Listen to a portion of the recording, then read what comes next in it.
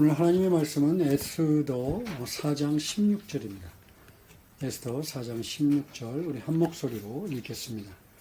시작. 당신은 가서 수산에 있는 유다인을 다 모으고 나를 위하여 금식하되 밤낮 3일을 먹지도 말고 마시지도 마소서. 나도 나의 시녀와 더불어 이렇게 금식한 후에 규례를 어기고 왕에게 나아가리니 죽으면 죽으리이다 하니라. 아멘. 본격적으로 설교하기 전에 우리 한 가지 같이 생각해 봅시다. 여러분, 우연이라는 말을 어떻게 생각하세요? 우연. 이 세상은 뭔가 이렇게 이해하지 못하는 것들이나 아니면 잘 설명할 수 없는 것들에 대해서 우연이야 이런 말을 잘 붙이는 것 같아요. 우리가 잘 아는 진화론, 이것도 사실은 시간과 우연의 이야기입니다. 그렇죠? 수억 년의 시간이 이제 흐르는 동안에 그 안에 우연이 겹쳐져서 이제 어떤 돌이나 이런 광물질이 살아있는 생물이 되고 미생물이 되었다가 이것이 또 우연의 우연을 겹쳐서 시간이 이렇게 쌓이면서 돌연변이. 이걸 사실은 돌연변이라고 우리는 배우지만 우연변이라고도 불러요. 우연히 변이했다. 그런 우연변이를 통해서 그 단세포가 다세포가 되고 이렇게 파충류가 포유류가 되고 이런 식으로 그래서 우리 인간이 됐다. 이런 식으로 설명을 합니다. 여러분 어려운 표정 짓지 마세요. 오늘 진화론 하겠다는 거 아닙니다. 저는 이 세상이 우연이라는 인자에 의해서 움직여지고 있느냐 아니면 하나님의 섭리에 의해서 움직여지고 있느냐 이걸 한번 여러분하고 처음에 딱 생각해 보기를 원해요. 우연이라는 것은 아무런 의도도 없이 그냥 무의미하게 일어나는, 그러니까 생각이나 의도 없이 무의미하게 일어나는 걸 원하고 막 얘기하고, 하나님의 섭리 그러면 하나님이 계획하시고 하나님이 성취하신다라는 것이 하나님의 섭리죠. 그러니까 하나님의 섭리를 하나님의 주권이라는 말도 많이 해요. 그러니까 세상에는 우연처럼 보이지만 사실은 하나님이 주도하고 계신다는 거죠. 계획하고 계시고 주권을 갖고 계시고 주도해서 이루고 계신다. 이것이 하나님의 주권, 섭리라는 뜻입니다. 성경에는요, 사실 세상 사람의 눈으로 보면 우연처럼 보이지만 사실은 하나님의 섭리, 하나님의 주권 안에 있는 것이 얼마나 많은지 그냥 그 내용으로 가득합니다. 오늘 에스더서도 우리가 지금 읽었는데요. 이 에스더서도 우연처럼 보이는 그 안에 사실은 하나님의 계획과 하나님의 성취가 드러나고 있다는 것을 분명하게 얘기해 줍니다. 우리 에스더서 다 읽지는 않았지만 제가 약간 설명을 드림으로 한번 확인을 해볼까요? 이 에스더서는 이제 유다인이 포로로 잡혀 있던, 그러니까 이제 바벨론이 망하고 페르시아 왕국이 됐는데 그 페르시아의 아헤수에르라고 하는 왕, 크세르 왕이라고도 얘기하는데 그 왕 시대에 있었던 일이에요. 이 왕이 자신의 나라가 얼마나 영화로운지를 자랑하려고 자그마치 180일 동안 술잔치를 벌립니다. 온 지방의 귀족들과 고관들을 불러다가 180일 동안 잔치를 해요. 그리고 그것이 끝나고 난 다음에 요번에 이제 신분의 귀천 없이 백성들, 스사에 있는 백성들을 모아서 또 7일간 잔치를 벌입니다. 너무 기분이 좋아가지고 이제 왕비 와스디라고 하는 이 왕비가 너무 이뻤어요. 아마 경국 1세기였나 봐. 그러니까 이제 자기가 좀 자랑을 하려고 오라고 했어요. 근데 이 왕비가 안 가! 그렇게 돼버린 거야. 그래가지고 이 왕이 완전히 열이 받았어요. 그러니까 옆에 있는 대신들이 이건 전례를 남겨서는 안 됩니다. 왕비에서 패하십시오. 이렇게 해갖고 이 와스디, 너무나 아름다운 왕비를 패해버립니다. 그러고 나서 이제 수년이 지났어요. 근데 좀 외로워. 그러니까 이제 신하들이 또 미리 알고 왕에게 권해서 전국 각지에 있는 아리따운 처녀들을 모아다가 그 중에서 왕비를 하나 뽑으십시오. 이렇게 권했어요. 그리고 전국 강지에 이제 포고령을 내려서 예쁘다고 소문 좀 난 사람들은 다 데려왔어요. 그 중에 에스더라고 하는 스산성에 살고 있던 에스더도 너무나 아름다운 얼굴을 갖고 미모가 있었기 때문에 이제 왕비 후보로 들어왔습니다. 그리고 뛰어난 외모만이 아니라 아름다운 성품을 가지고 왕비가 됩니다. 여기까지 보면 어떠세요? 우리가 드라마에서 사극 많이 봤죠? 왕권의 그 사치, 권력, 막 갈등, 그리고 새로운 왕비의 등장, 이런 것처럼 보입니다. 좀 더 에스더서를 살펴봅시다. 그 당시에 이제 제 권력의 2인자로 하만이라는 사람이 있었어요. 근데 이 하만이 아주 한마디로 나쁜 놈이에요. 잔인하고, 그리고 포악하고, 교만하기 끝이 없는 사람이었어요. 그런데 이제 이 사람이 아하수에로 왕의 은총을 입었으니까 그걸 등에 업고 권력을 마음대로 흔들고 있었습니다. 그때 그러니까 이제 사람들이 그 사람이 싫기는 해도 그 사람이 지나가면 다들 어떻게 했겠어요? 다들 막 절을 하고 막 아첨을 하고 이랬습니다. 그런데 모르드게만이, 그 사람도 이제 관리였는데 모르드게라고 하는 사람만이 봐도 싱 쳐다보지도 절도 안 해요. 그리고 그 사람 앞에 아부도 안 합니다. 사실은 이 모르드게가 에스더의 사촌 오빠예요. 에스더는 일찌감치 부모를 여의고 이 사촌 오빠인 모르드게 밑에서 딸처럼 자랐어요. 그런데 모르드게가 에스더가 왕비가 될 때 우리가 유다인이라는 걸 얘기하지 말자. 왜냐하면 그 당시 포로에서 유다인은 아주 저 마이너리티, 취급받지 못하는 사람들이었기 때문에 그래요. 말하지 말자. 이제 그렇게 얘기를 했었습니다. 그러니까 이제 이 하만이 모르드게만 죽이는 것과는 성이 안 풀리는 거야. 워낙 교만하고 잔인한 사람이라서. 그래서 모르드게의 민족인 유다인을 다 전부 죽여버릴 계획을 세웁니다. 그리고 왕한테 가서 자기의 책략을 얘기하고 그럴듯하게 포장을 해서 얘기하고 학살의 날을 정해가지고 이걸 전국에 포고를 쫙 내립니다. 그랬더니 모르드게가 이걸 알았어요. 어땠을까요? 자기 때문에 위험이 닥쳐왔으니까 옷을 찢고 재를 뒤집어 쓰고 성에 나가갖고 대성통곡을 합니다. 하루 이틀 그랬던 게 아닌가 봐요. 그랬더니 에스더가 이제 그걸 알았어요. 그래서 시녀를 보냅니다. 재밌죠? 시녀를 보냅니다. 시녀를 보냈더니 이제 그만하게 하려고 시녀를 보냈더니 그 시녀를 통해서 이 하만의 계획을 다 알려주고 그 다음에 이것을 네가 왕에게 가서 진언을 해가지고 이 악한 계략을 멈추게 해라. 그렇게 얘기합니다.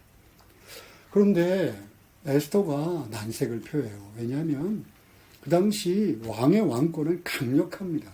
아무리 왕비라 하더라도 왕의 명령, 부름 없이 왕 앞에 나가면 바로 죽음이에요. 그런데다가 총애를 받았었는데 지금 거의 한 달간 30일 동안 왕이 부르지도 않아요. 그런 상태에서 나가면 어떻게 되겠어요? 그냥 왕의 마음이 변했으면 죽는 수밖에 없어요. 그랬더니 모르드게가 그 얘기를 듣고 이렇게 4장 14절에서 이렇게 이야기합니다. 이때에 내가 만일 잠잠하여 말이 없으면 무슨 얘기냐면 네가 죽는 게 두려워서 겁을 내서 너는 가만히 있으면 너는 살 거야. 유다인은 다른 데로 말미암아 노임과 구원을 얻을 거야. 그런데 잘 봐. 네가 산다고 생각하지만 왕실 안에 있으니까 안전하다고 생각하지만 너와 내 집, 내 아버지 집은 멸망할 거야. 라고 분명하게 선언합니다. 그리고 난 다음에 내가 왕후의 자리를 얻은 것이 이때를 위함이 아닌지 누가 알겠느냐라고 말합니다. 우리나라 번역은 좀 약한데 이거는 모르드게가 하나님의 약속을 얼마나 신실하게 믿고 있는가, 그리고 하나님의 섭리가 얼마나 신실한가를 믿고 있다는 증거예요. 먼저 전제로 합니다. 하나님이 약속하셨어요. 포로의 위치에 있지만 유다의 백성들, 언약의 백성들을 눈동자같이 지키겠다고 그랬어요. 그러니까 하나님이 약속하셨으니까 비록 위험이 닥친다 하더라도 하나님이 지키실 거야. 하지만 이 일을 하나님의 어떤 방법으로 지키자면 하나님의 섭리가 있는데 그것이 바로 에스더, 네가 왕후가 되게 하신 거야.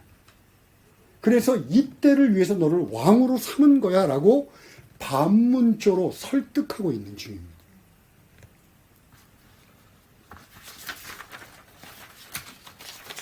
과연 이 모르드게의 믿음대로 하나님은 에스더를 사용하십니다. 그래서 에스더가 지략을 발휘해서 하만을 초청해서 잔치를 벌이게 하고 왕 앞에서 하만이 범죄하게 해서 하만의 계획을 박살을 내버립니다.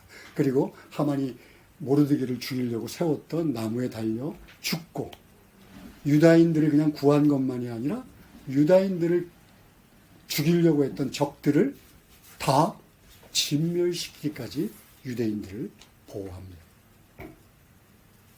어때요? 지금까지 쫙 드라마, 한 편의 드라마를 들었는데 우연 같습니까? 하나님의 섭리 같습니까? 뭐 그리스도인들이니까 하나님의 섭리라고 얘기해야겠죠. 그죠? 그렇게 믿고 있으리라 믿습니다. 보세요. 그 당시는 상상도 할 수 없는 거예요. 왕이 오라는데 안 가. 병도 아니고 자기가 잔치를 베풀고 있다고 안 가? 상상할 수도 없습니다. 또 그 당시 왕비가 되는 건 지금도 마찬가지지만 미스코리아 되는데 얼굴만 예쁘다고 되는 거 아니에요? 빽이 있어야 돼요. 근데 그럴듯한 집안도 아니고 포로 집안에 고아인 에스더가 왕비가 됐어요. 그리고 하만의 그 계획을 에스더를 통해서 완전히 박살을 내십니다. 그리고 유대인들을 포로지에서 높이십니다. 어때요? 우연 같아요?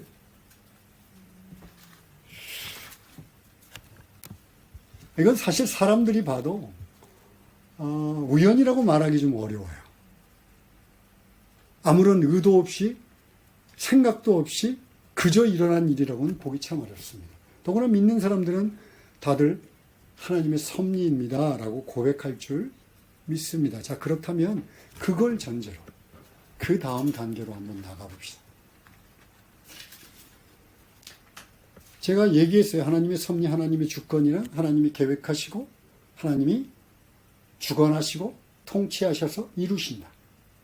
자, 그렇다면 오늘 우리가 읽은 본문은 도대체 무슨 의미일까요? 하나님이 다 하시겠다는데 뭐 굳이 유다인들을 다 모아서 금식을 하고 그리고 막 굳게 결의를 하고 내가 죽으면 죽으리라 막 결사의 각오를 하고 그렇게 대단한 소란을 피울 만한 일이 있나요? 하나님이 다 하실 거 아니에요. 멸망당하지 않기 위해서? 뭐 굳이 3일간 금식하지 않아도 되잖아요. 뭐 죽을 일 없는 거 아니에요? 하나님이 하시겠다 그러면?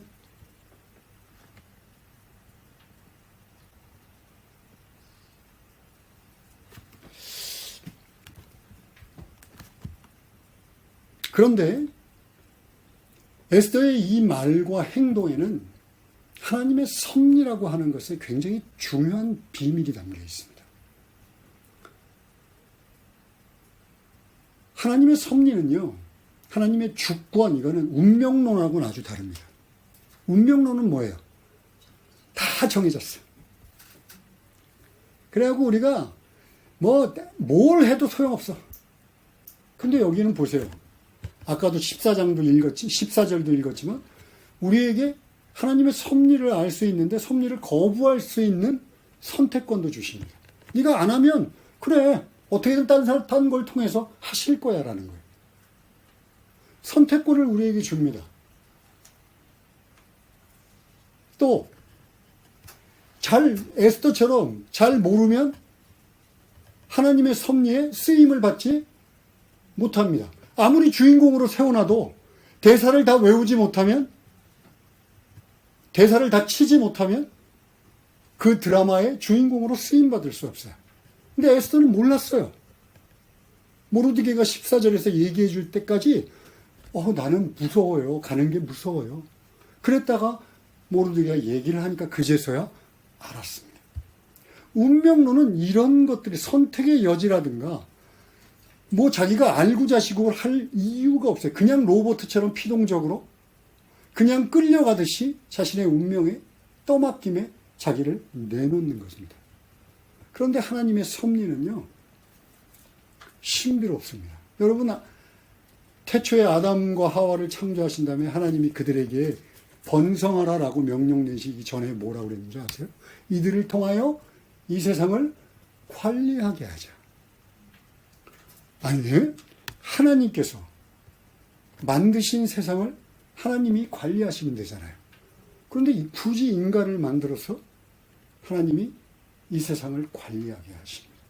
마찬가지로 하나님은요, 알 수 없는 이유를 가지고 우리 믿는 사람 한 사람 한 사람을 불러서 그들을 파트너로, 그들을 동역자로 세우기를 원하십니다. 그리고 자신의 뜻을 이루는데 같이 합력하기를 원하세요.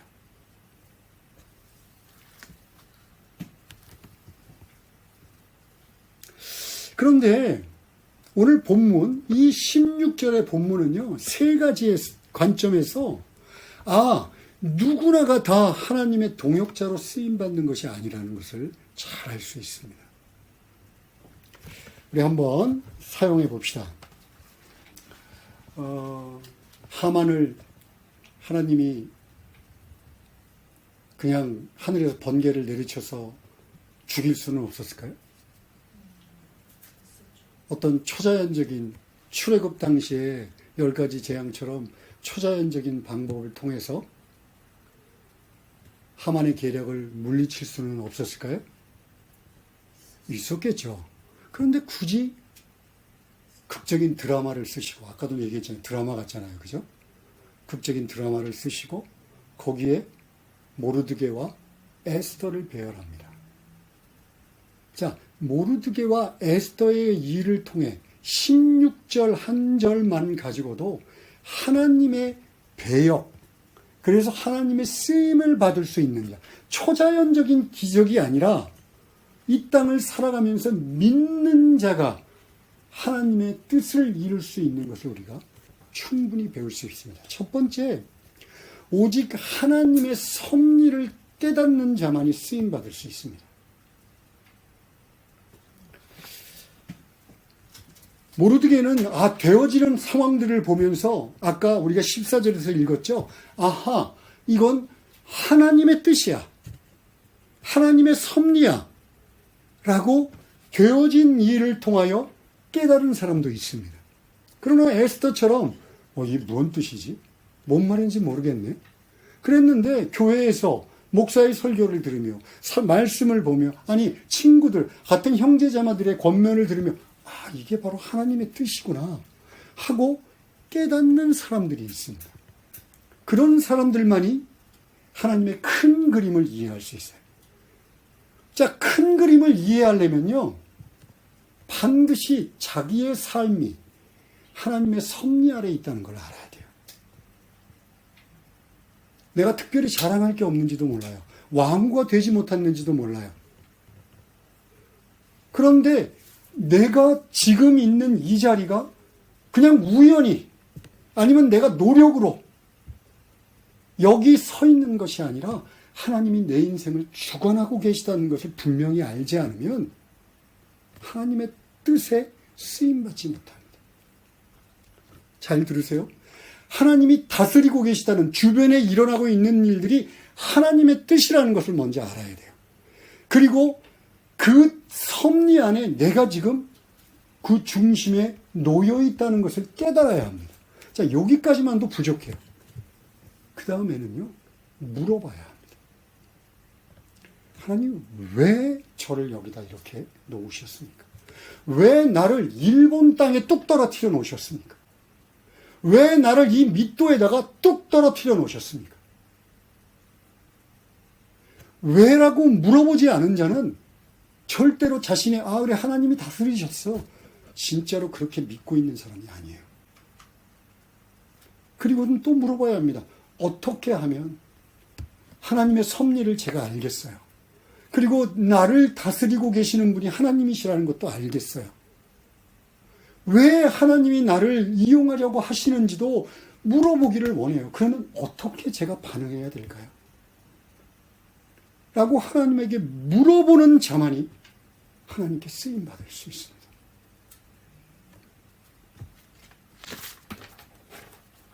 그런데 크리스천들이 물어보지 않습니다. 삶이 어려워서 그럴 수도 있겠어요. 그냥 크리스천들 이런 말을 감사해요. 감사합니다. 얼마나 감사한지 몰라요. 그걸로 끝이에요. 자기한테 베푼 것으로 끝입니다. 하나님을 위해서 물어볼 생각도 안 하고 하나님의 섭리를 깨달아서 나를 이렇게 감사한 인생으로 인도하셨다는 것에 대해서도 진짜로 감사하지 않아요. 그러니까 그냥 욕심내고 낭비하면서 시간을 보냅니다. 알려고 하지 않아요. 그냥 이렇게 살면 되지 뭐. 그러다 천국만 가면 되지 뭐. 그러나 하나님은 태초로부터 지금까지 하나님의 백성을 부르십니다. 동역자로 부르시고요. 소명자로 부르시고요. 주어진 환경 속에서 내 뜻을 이룰 자로 부르십니다. 기억하셔야 됩니다. 두 번째, 이 일은 내가 하나님께 물어봤어. 하나님의 뜻도 깨달았어. 그럼 저절로 되면 너무 좋잖아요. 저는요, 신앙생활을 저절로 되는 것에 대해서 거부감을 느끼고 있는 사람입니다. 왜냐하면 나쁜 목사들이 거짓말로 신앙생활은 저절로 되는 것처럼 얘기하고 있기 때문에 그래요. 여러분, 우리들 마음속에서 한 번 구원은 영원한 구원이야. 정말 신학적인 확신을 갖기 위해서 여러분 물어보십니까? 게으른 마음으로 아무것도 안 해도 구원받기를 원하기 때문에 물어보는 거예요. 나는 노력하지 않아도 신앙생활 하고 싶어. 안심하고 싶어. 그러니까 성경에서 반쪽짜리 복음만 붙드는 거예요. 하나님이 너를 무조건 용서할 거야. 뭔 일을 해도 게을러도 놔둘 거야. 아니요, 나머지 반은 게으르지 마. 열심히 해.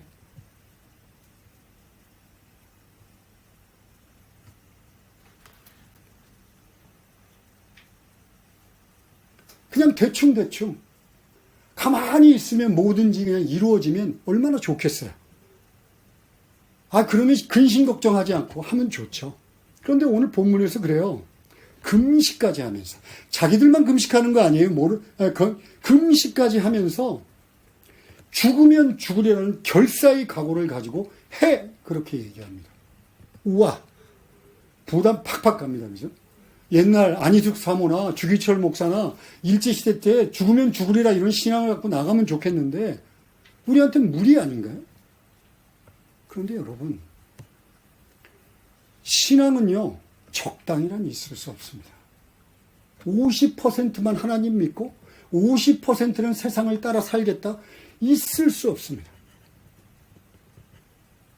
여러분, 우리들의 본성은요, 적당히 한 50%만 이렇게 생각하는 순간 하나님보다는 세상을 향해 가게 돼 있어요. 이게 우리들의 본성입니다. 여러분, 이 죄악된 우리들의 모습을 이스라엘 백성들이 생생하게 보여줍니다. 그들이 가나안 땅에 들어갔을 때요, 하나님의 경고를 다 받았어요. 그리고 자신들은 하나님의 백성이라고 자부심이 당당했어요. 왜냐하면 하나님의 도우심으로 이방의 민족들을 다 쓸어버렸거든요. 그런데 가만히 보니까 자기들은 농사를 접은 적이 없어. 또 주변에 바알신을 섬기고 아세라신을 섬기고 몰몬신을 섬기는 자들이 좀 잘 살아. 그러니까 조금 우상을 섬기기 시작해요. 농사 질 때만 비가 안 오니까 농사지는 이 바알이 좀 낫지 않을까? 그래서 조금 우상을 섬깁니다. 주변에 잘 사는 나라들은 저 신을 섬겨서 그런가 봐. 그 제단을 만들어서 조금 거기다 대고 박수를 칩니다. 근데 하나님은 철저하게 얘기합니다. 간음하는 거야. 우상 숭배 정죄하십니다. 그리고 결국 그들은 어떻게 됐나요? 하나님을 완전히 버려버립니다. 시간이 얼마나 걸릴지는 모르지만 적당히로 시작하는 순간 우리는 반드시 하나님보다는 세상을 따르게 되어 있습니다. 이게 죄의 본성이에요. 그러니까 결사의 각오를 가지고 100% 하나님께만 섬기겠다는 마음으로 달려들어도 우리는 실수하고 넘어지고 실패합니다. 그런 자들을 하나님은 회개하는 마음을 주시고 반드시 용서하시고 다시 일으켜 세웁니다. 근데 시작부터 에이씨, 나는 원래 약하니까 그냥 대충 살면 되지 뭐. 이렇게 시작하면 결과는 불을 보듯 뻔합니다.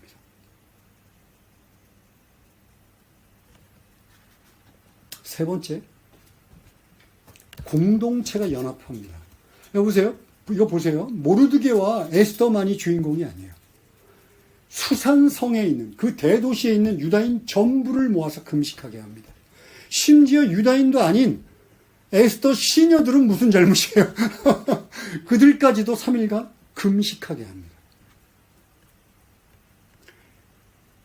여러분 혼자서 신앙생활 잘할 수 있을 것 같죠? 공동체까지 거 없어도 내가 대충 공동체 우습게 알아도 난 신앙생활 하는데 문제될 거 없어. 그렇게 생각하시죠?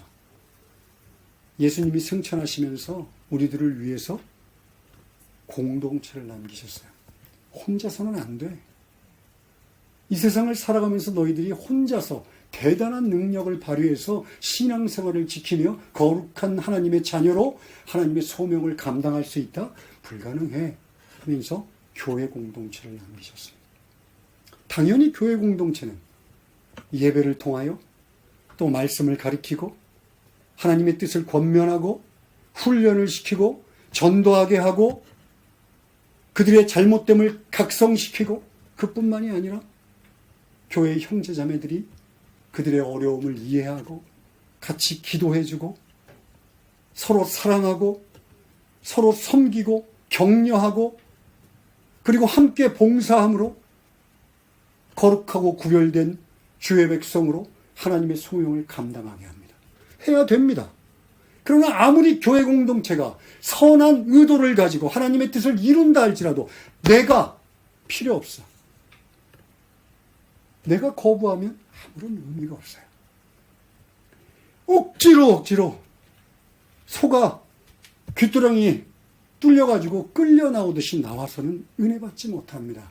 성도 간에 야 저거한테 내가 진심을 얘기했다가 저 인간이 뒤에서 얼마나 칼을 꽂을까 이렇게 생각하면 절대로 함께 소명을 감당할 형제자매가 되지 못합니다. 그런데 오늘날의 교회가 이 일을 감당치 못하니까 점점 더 교인들은 교회를 멀리하는 것이 잘하는 일이라 생각합니다.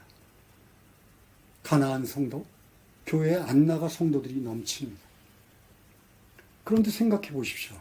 여러분 교회에 충실히 나가서 훈련받고 기도하고 말씀 보고 예배 드릴 때와 여러분 혼자 뚝 떨어져서 신앙생활 할 때가 언제가 더 신앙이 강력하던 거예요?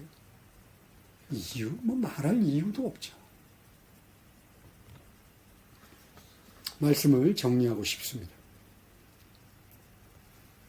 다시 한번 묻습니다. 여러분 이 세상은 우연입니까? 아니면 하나님의 섭입니까? 자, 그러면 하나님이 다 성취하신다는데 왜 굳이 나같이 연약한 자를 불러서 하나님의 일을 내가 볼 땐 잘하지도 못할 것 같은데 왜 나를 불러서 하나님의 일을 맡기시는 걸까요?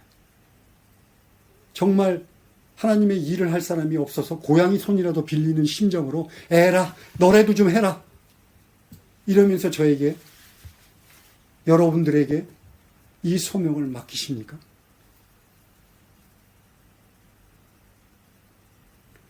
아까도 얘기했지만 여기에 하나님의 신비가 숨겨져 있습니다. 신비라는 것은 우리가 정보가 다 주어지지 않았다는 거예요. 확실히 다 알 수 있는 방법이 없습니다. 그러나 단 한 가지는 성경의 말씀을 통해 분명히 확실할 수 있습니다. 이것이 바로 인간을 창조하신 하나님의 원래의 목적으로의 회복이에요. 아까 말씀드렸잖아요. 아담. 하나님이 죄 짓기 전에 아담을 만들어 놓고 야 놀고 먹어. 나랑 같이 행복하게 살아. 이렇게 얘기하지 않습니다. 내 일을 같이 도와다오. 예수 믿고 회복된 모든 이들은 하나님이 부르십니다. 내 일을 좀 도와라.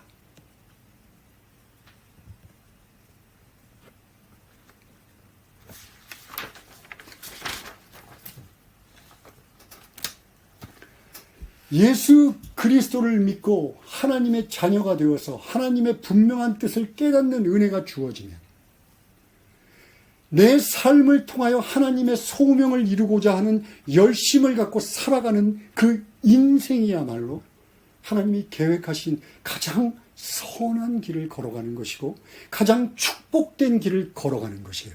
근데 이게 내 마음속에 아까 우리가 찬양했던 것처럼 죄악으로 무너진 내 마음속에선 힘들고 불편하다 여겨집니다. 그러니까 죽으면 죽으리라는 각오가 우리에게 필요한 거예요. 일본 땅에서 예수 믿는다고 죽을 일 없습니다.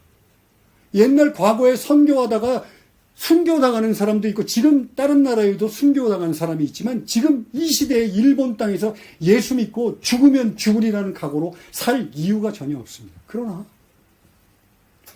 고착화된 내 삶, 그저 앞에 것만 보이는 내 삶을 바꾸기 위해서는 나도 이런 결사의 각오를 해야 돼요. 내가 복음을 증거하다가 사람들한테 아유 조롱받으면 조롱받으리라. 내가 좀 나가서 내 돈을 써야 되고 내가 좀 먹을 거 줘야 되고 귀찮고 불편하면 불편해지리라. 내가 저 사람이 맨날 나한테 욕을 하고 내가 좋은 말로 의도했던 것을 나한테 퍼뜨려갖고 등에다 비수를 꽂는다 할지라도 그를 사랑하기 위하여 사랑하리라.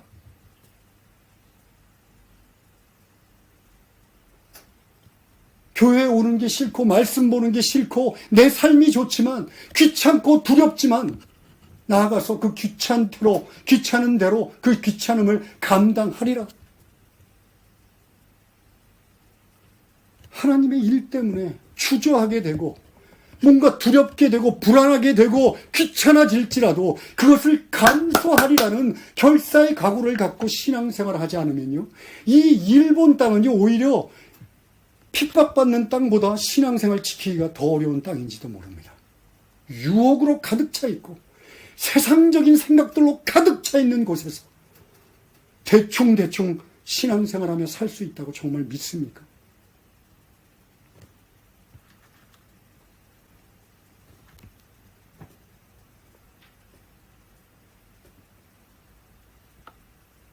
그러니 여러분, 우리도 뭔가 하나님의 일을 하려고 할 때 주저하는 마음이 들거나 좀 귀찮아지거나 아니면 자꾸 꾀가 나거나 변명이나 핑계가 되면 변명이나 핑계를 얘기하기 전에 죽으면 죽으리라를 앞에 내뱉어 보십시오. 여러분의 입술의 습관이 되도록 해보십시오. 죽으면 죽으리라. 신앙생활하다가 사람들한테 복음을 전하고 싶은데 이 사람들이 나에게 뭐라고 얘기할까 도저히 용기가 나지 않을 때 속으로라도 외치십시오. 죽으면 죽으리라.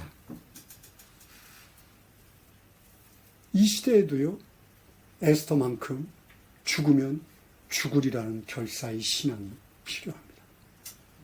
기도하시겠습니다.